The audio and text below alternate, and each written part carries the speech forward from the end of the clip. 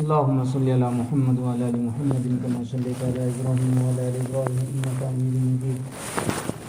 اللهم بارك على محمد وعلى ال محمد كما باركت على ابراهيم وعلى ال ابراهيم انك حميد مجيد.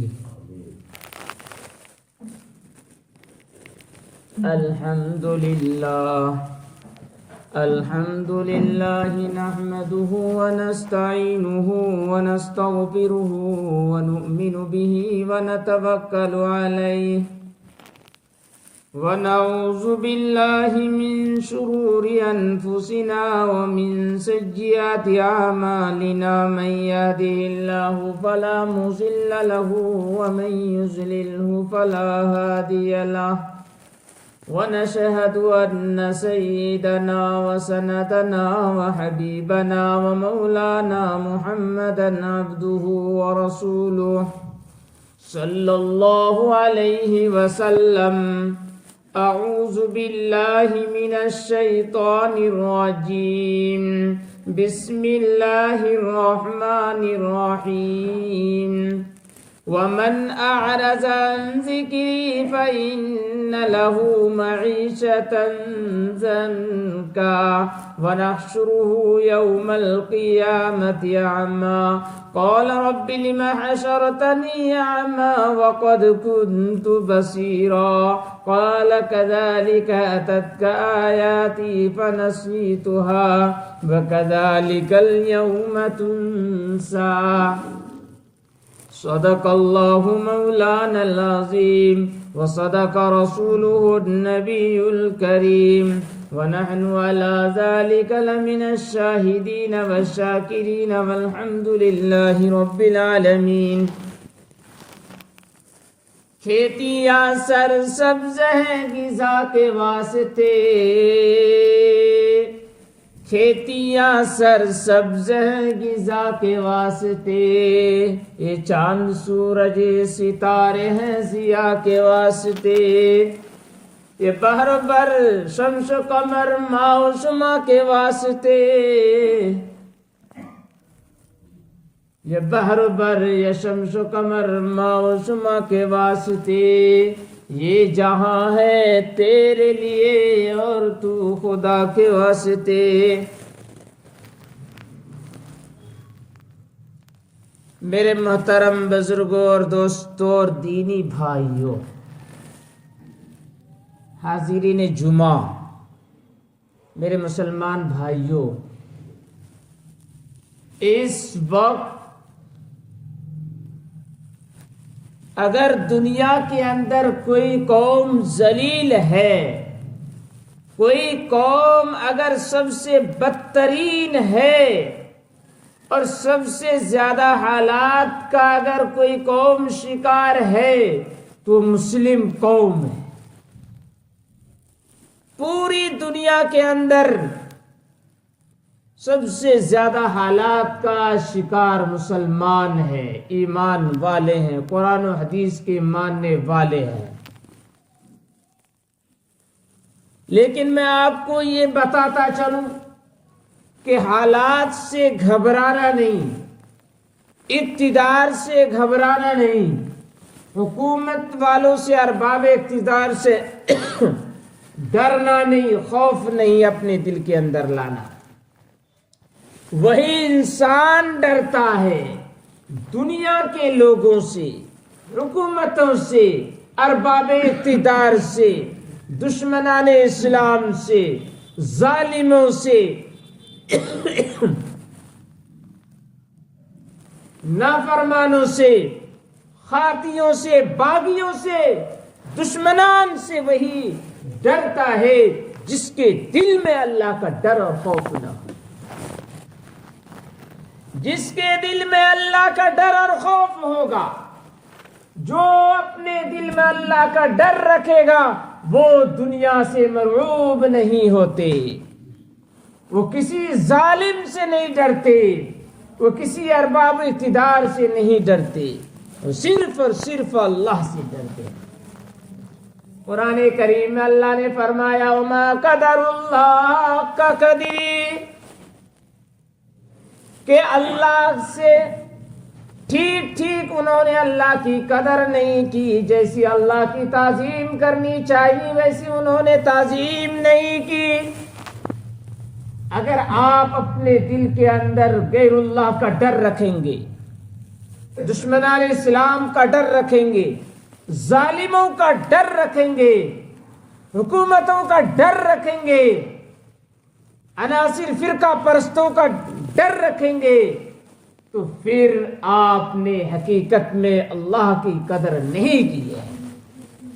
اگرچہ یہ آیت کافروں اور مشرکوں کے بارے میں ہے، لیکن آپ بھی اس زمرے میں آ جائیں گے اگر اپنے دل کے اندر اللہ کے علاوہ کسی اور کا ڈر رکھیں، صرف اس نیت سے کہ یہ ہمیں نقصان پہنچائے گا۔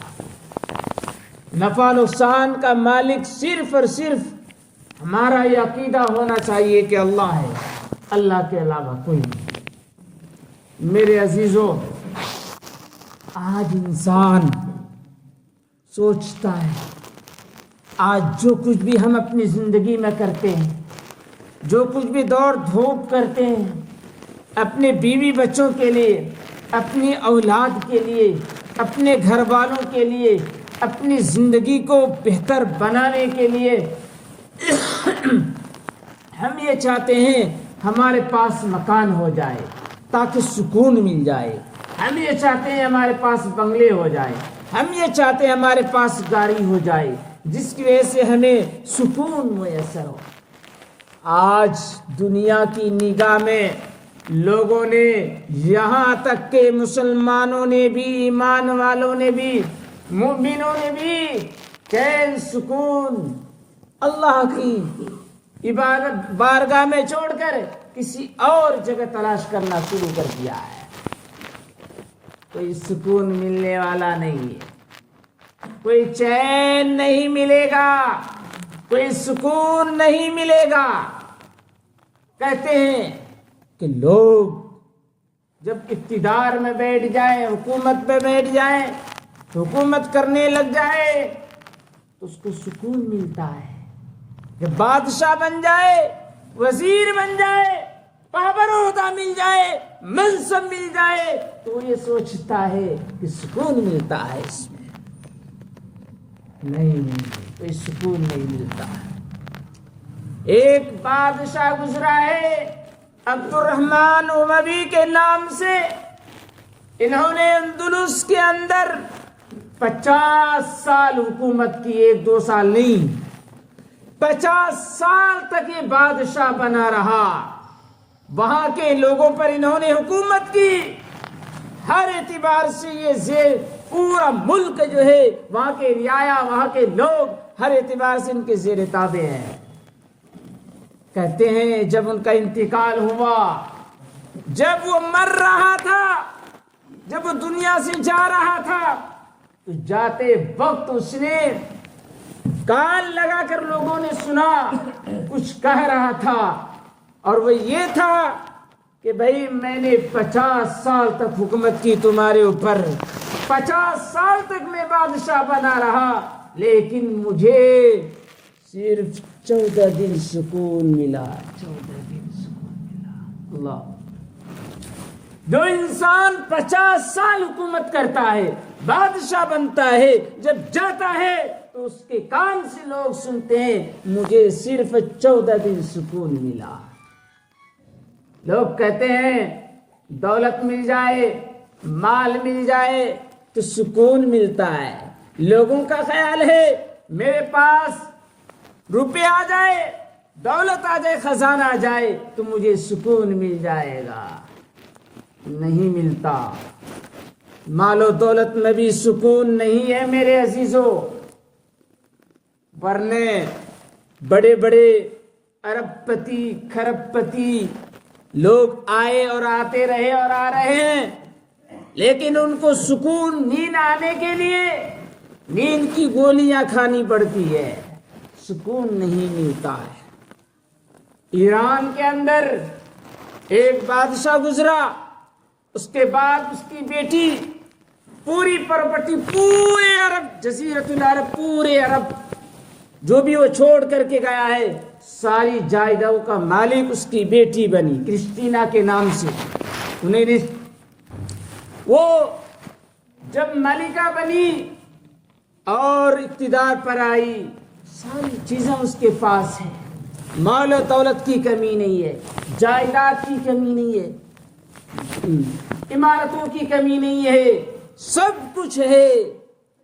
اور یہاں تک کہ انہوں نے شادیاں بھی 4 شادیاں کی، ایک کے بعد دیگرے، ایک کے بعد دیگرے، 4 شوہر سے اس نے شادی کی.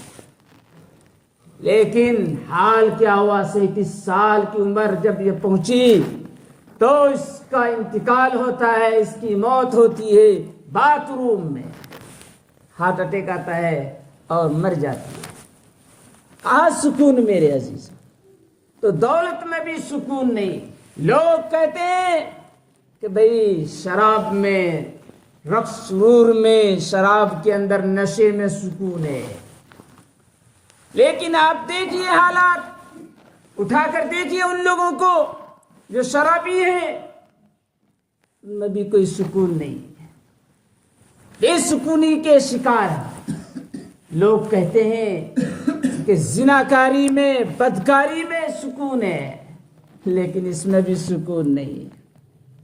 یورپ ممالک، یورپ کنٹری کو دیکھ لیجئے آپ، وہاں ہر اعتبار سے جو ہے فری ہے، جنسی آزادی ہے، جس طرح چاہے عورت مرد مل ملاپ کر سکتے ہیں، پوری آزادی ہے.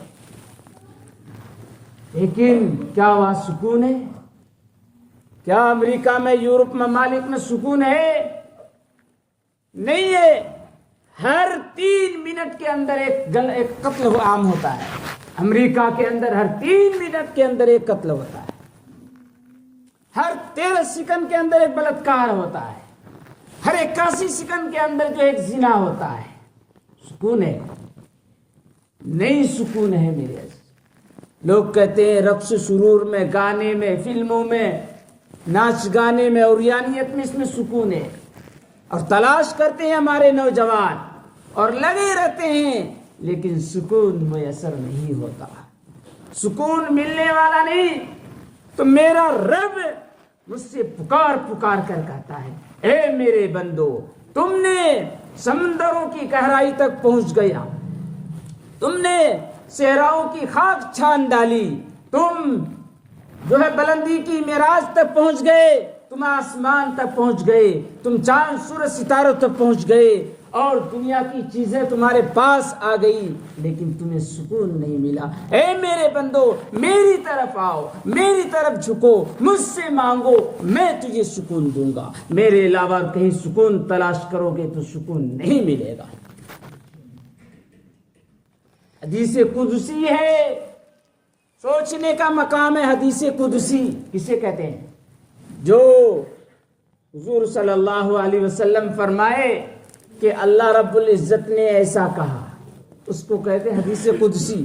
ڈائریکٹ اللہ کی بات، رسول اللہ کی بات نہ ہو، ڈائریکٹ اللہ کی بات حضور کہے کہ اللہ نے فرمایا، تو اس حدیث کو حدیث قدسی کہتے ہیں.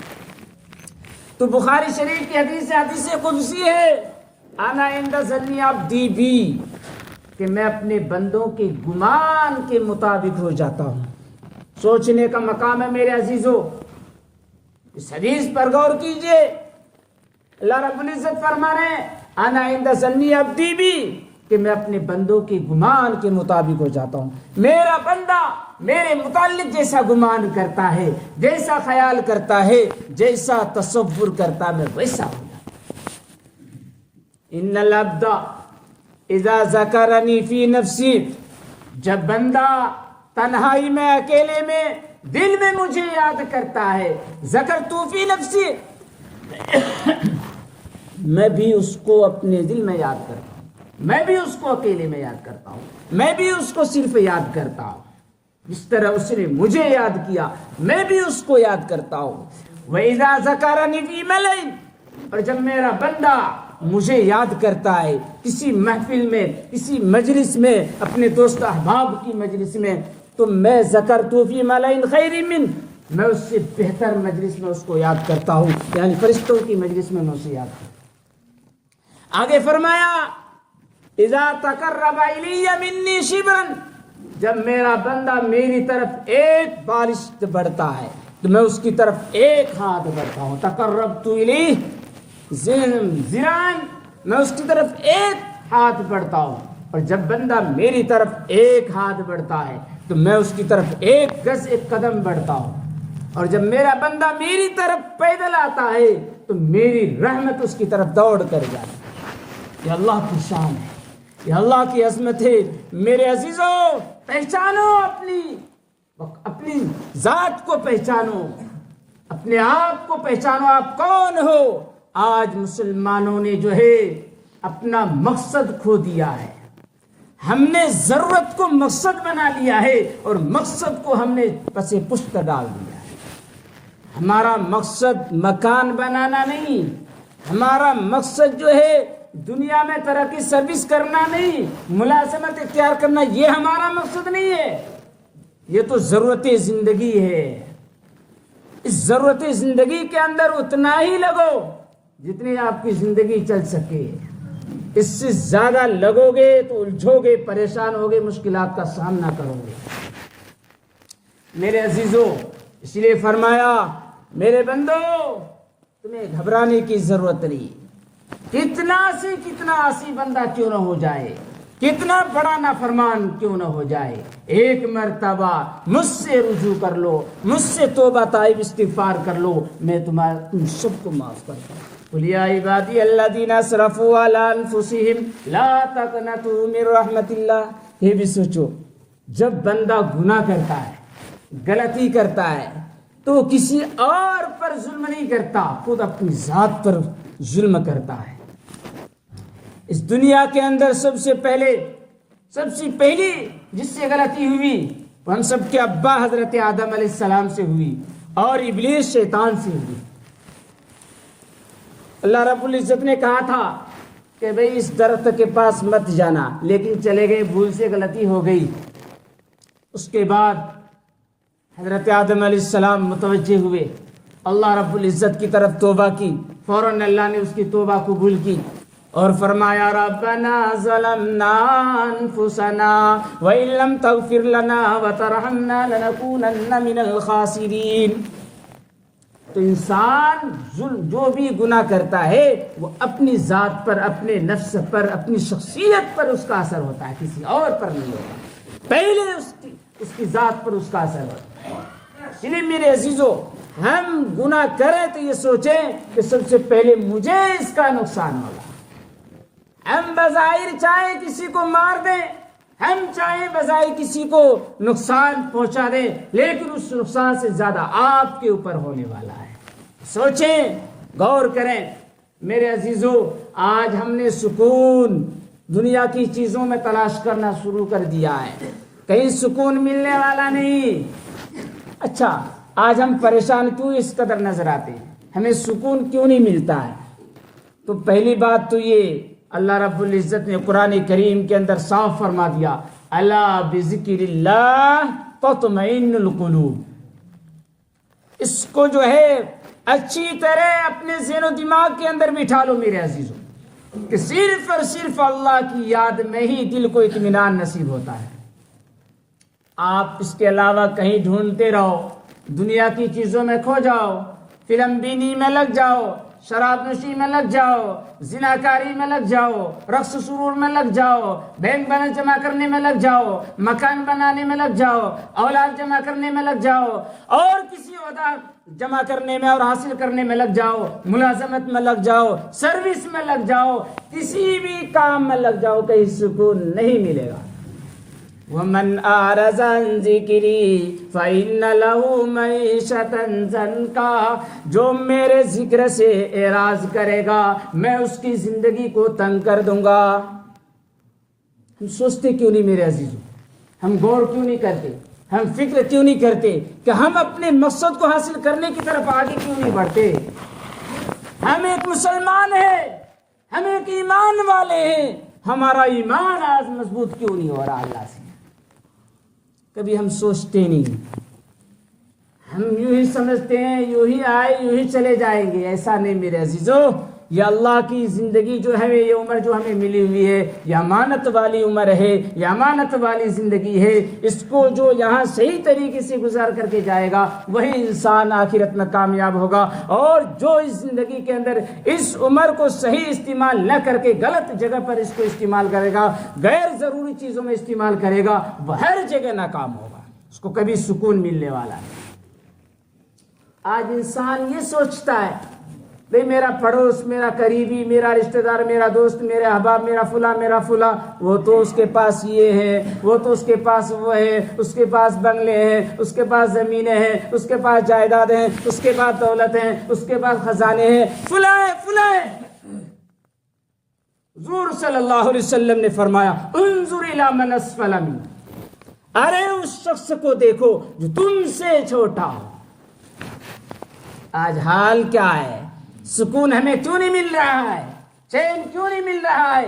ہم نے اپنے سے اوپر والے کو دیکھنا شروع کر دیا، اور تو اس کے پاس وہ ہے، اوپر والے کی طرف نگاہ اٹھے گی. حضرت شیخ سعدی رحمت اللہ علیہ شام کے علاقے میں سفر کر رہے تھے، جا رہے تھے، چپل نہیں تھے، جوتے نہیں تھے، جس کی وجہ سے کئی میل پیدل چلنے کی وجہ سے پیر کے اندر خراش، پیر کے اندر زخم، پیر کے اندر پھلاپن، سب کچھ آ گئے. حضرت شیخ سعدی نے اپنے دل کے اندر خیال کیا کاش کہ میرے پاس جوتے ہوتے، کاش کہ میرے پاس چپل ہو جاتی جس کی وجہ سے میرے پیر کے اندر خراش اور زخم نہ آتا. چنانچہ اسی یاد میں اور اسی خیال میں کھوئے ہوئے تھے. اس کے پاس تو وہ ہے، میرے پاس نہیں ہے. اب ظہر کی نماز کا وقت آیا، حضرت آئے نماز پڑھنے کے لیے، ظہر کی نماز پڑھی، اور ظہر کی نماز پڑھنے کے بعد جو ہے وہ باہر نکلے. باہر نکلتے ہی ایک شخص کو دیکھا کہ وہ اس کے دونوں پیر نہیں ہے اور وہ گھسیٹتا ہوا چل رہا ہے. اسی وقت اللہ رب العزت نے شیخ سعدی رحمت اللہ علیہ کے دل میں یہ بات ڈالی، اے شیخ سعدی رحمت اللہ، تو سوچ، تو دیکھ، تو کم سے کم تیرا پیر تو ہے، تیرے پاس جوتے نہیں ہے، لیکن اس بیچارے کو دیکھ، اس غریب، اس فقیر کو دیکھ، اس کی ذات کو دیکھ، اس کے دونوں پیر نہیں ہیں، کیسے گھسیٹ کرتا. یہ تصور ہمیں سوچنا ہوگا. اگر ہم نے اوپر والوں کو دیکھنا شروع کر دیا تو کبھی بھی آپ کو سکون نہیں ملے گا، میرے سے چین نہیں ملے گا، اطمینان قلب کبھی بھی حاصل نہیں ہو سکتا. سکون، چین چاہتے ہو تو ہمیشہ اپنے سے نیچے والے کو دیکھو. ماشاءاللہ میں کرائے کے مکان پر رہتا ہوں، لیکن اس شخص کو دیکھ جس کے پاس کرائے پر رہنے کے لیے روپے بھی نہیں ہے اور وہ کھلے میدان میں رہتے ہیں. کبھی سوچا آپ نے اگر آپ کے پاس چھوٹا مکان ہے تو یہ میں نے دیکھ اس کے پاس بڑا مکان ہے، میرے پاس چھوٹا کیوں ہے؟